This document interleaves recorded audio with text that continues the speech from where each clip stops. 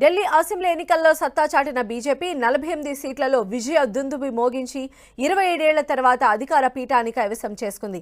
ఓట్ల వాటాలోనూ 7% పెంచుకుంది. ఇక 2020లో 62 స్థానాల్లో గెలుపొందిన ఆమ్ ఆద్మీ పార్టీ ఈసారి ఏకంగా 40 సీట్లు కోల్పోయి 22కే పరిమితమైంది. గత ఎన్నికలతో పోలిస్తే ఓట్ల వాటాలోనూ 10% కోల్పోయింది. మరోవైపు ఈ ఎన్నికల్లోనూ 0 సీట్లతో హ్యాట్రిక్ కొట్టిన కాంగ్రెస్ పార్టీ మాత్రం 2% ఓట్ షేర్ను పెంచుకుంది.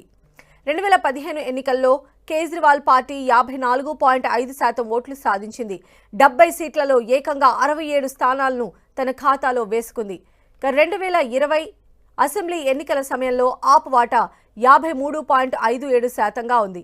ఈసారి మాత్రం ఆ మ్యాజిక్ రిపీట్ చేయలేకపోయింది. గత ఎన్నికలతో పోలిస్తే ఓట్ల వాటాలో 10% కోల్పోయి 43.57%కి పడిపోయింది. ఇక కాషాయ పార్టీ ఈ ఎన్నికల్లో 45.56% ఓట్లను సాధించింది. 2020లో దక్కించుకున్న 38.51%తో పోలిస్తే 7% మెరుగుపరుచుకుంది. 2015లో కమల దళం ఓటు వాటా 32.03%గా ఉంది. అంటే కమల దళం వరుసగా తన ఓటు వాటాను పెంచుకుంటూ వచ్చింది.